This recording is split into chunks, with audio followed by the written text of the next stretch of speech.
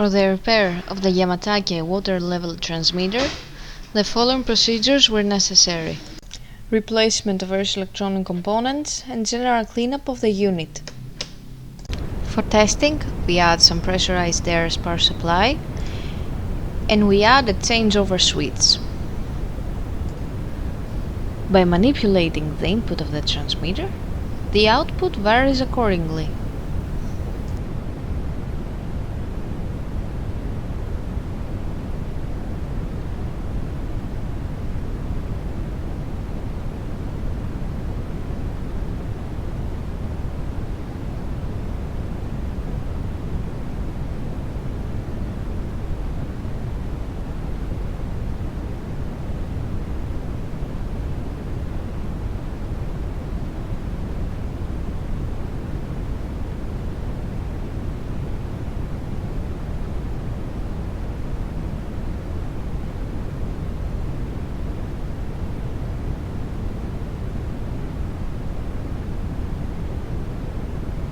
It is now clear that the water level transmitter is working successfully and is ready to be delivered to the customer.